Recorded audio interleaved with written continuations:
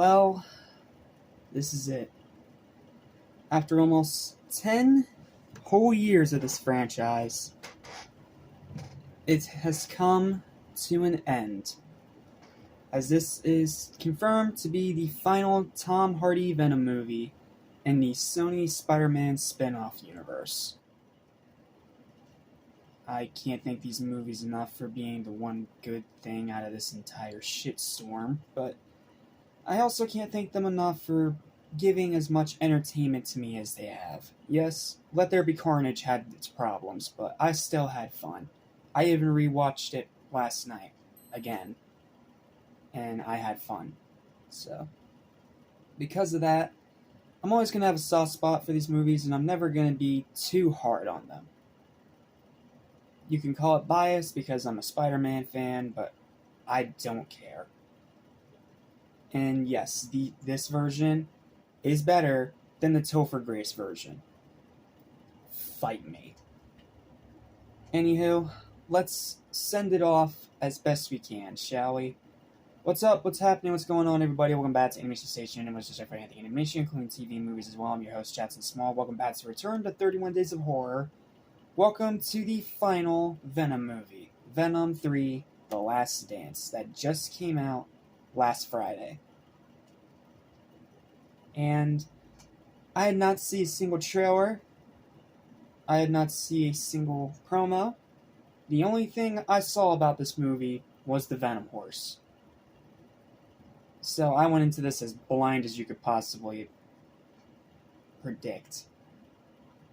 And I didn't know what to expect, aside from the fact that since this was the last one, it was probably going to be like many concluding chapters and many concluding trilogies before, where we would get, like a send-off for one or two characters of this main story.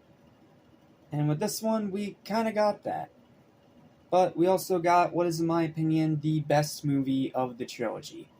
Yes, better than Venom 1. Venom 1 is more rewatchable, but Venom 3 is the best of the three movies, and the other one of this franchise that I'm happy to call great.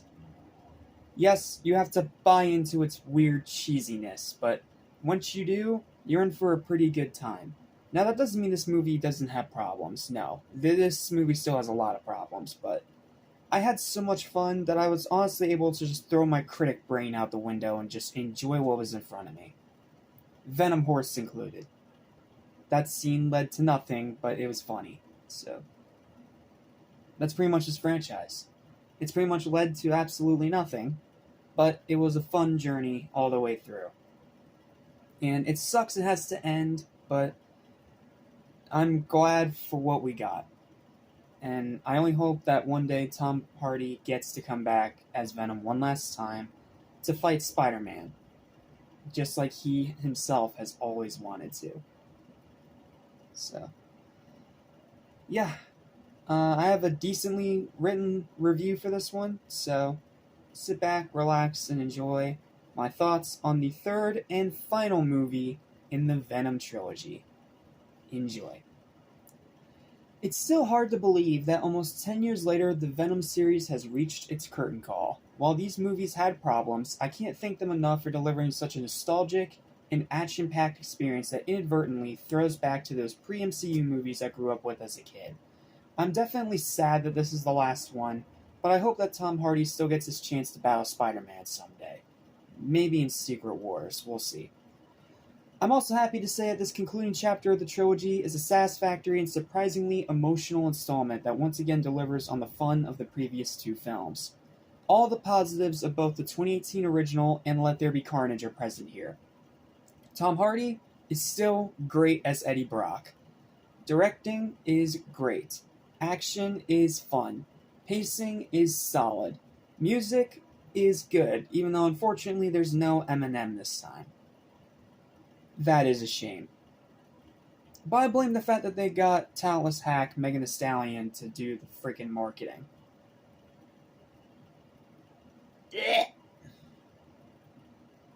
Sorry. Keep her out of Marvel stuff. She doesn't belong.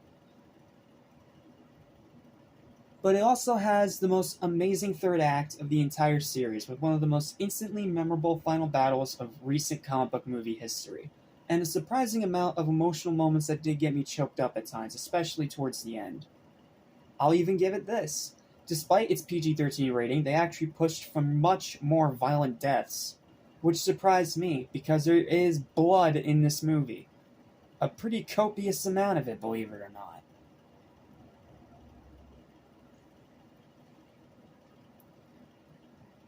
However, it unfortunately also comes with a pretty big cost. That being that none of the problems of the previous two films are fixed at all.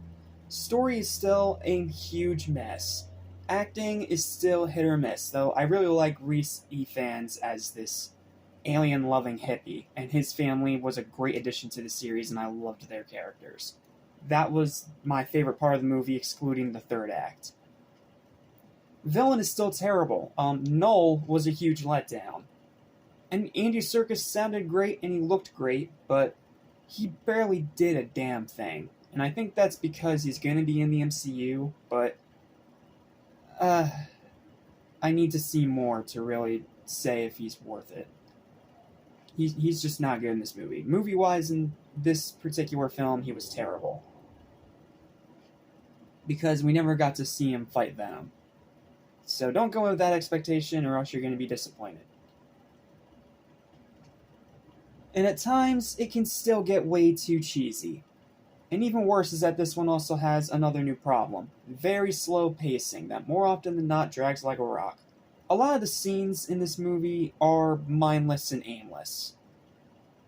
But that's also kind of the fun, because, again, it's inadvertently throwing back to those pre-MCU movies that many 2000s kids like me grew up watching, and that's we still have nostalgia for, even if we think nowadays as adults those movies are crap, but that's besides the point. But in all honesty, this is my favorite of the trilogy, because overall, I still had a great time even with all these massive flaws. It goes for a pretty ambitious scale of spectacle, and succeeds in the same way as the previous two, as being fun, cheesy, action-packed popcorn entertainment. Pretty much the comic book movie equivalent of Fast and Furious.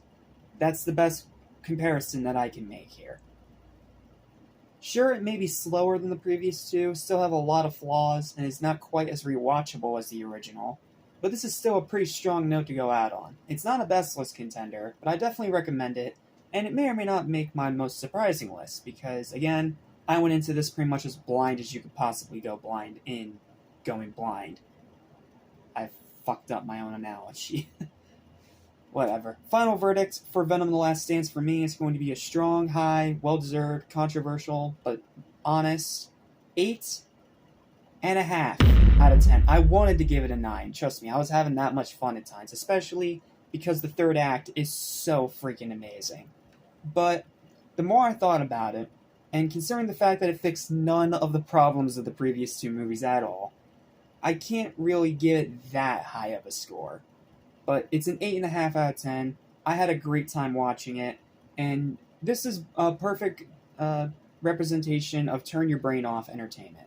Don't go into this expecting a critical, darling masterpiece, because that's not what this is. It's a fun, cheesy, lighthearted, goofy, wacky, off-the-wall, pre-MCU comic book movie throwback done in modern day. Go in with that expectation, and you will have a lot of fun. And the third act alone makes this movie more than worth seeing. Well, that's it. And that's going to conclude my thoughts on the Venom trilogy. Overall, I think all of these are pretty good films, and I think that all three of them together, while not working as a full completed story for obvious reasons, it's a fun time. I think these movies are fun the same way I think some of those 2000 superhero movies are fun. Like, I still love Daredevil. I know it's a piece of crap movie, but I still love it because I grew up with it as a kid and I watched it so many times. And I feel like this is going to be what that is for this new generation. It's a movie series that's critically a mess, but is so fun, and many people are going to grow up with it, that it's just going to become a cult classic anyway. So, Yeah, that's just how it is. So, thank you guys so much for watching. We are almost done with 31 Days of Horror because we only have 2 one-offs and 1 final franchise to go before we say sayonara. So, yeah, we're getting close to the end now, and it's sad that my favorite month of the year is coming to an end so quickly. But I've had fun doing all of these reviews, and I can't thank you guys enough for helping me get to 900 subscribers. That means the world to me, and I can't thank you guys enough for it. I'll try to think of some big 900 subscriber special that I can maybe drop in November, but we'll wait and see. Because there's something else that's going to happen very soon. The Stat Squad Awards. You can look forward to seeing the official nominations for that on the 30th of this month. So, yep. Awards season is starting early here on Animation Station, and I hope you guys are just as excited as me to go through the best of gaming once again. But as for us here on Return of 31 Days of Horror, I wanted to throw in a cheesy, goofy little one-off before we get to our final franchise. So, I'll see you guys next time when we dive into the underrated 80s classic known as The Stuff.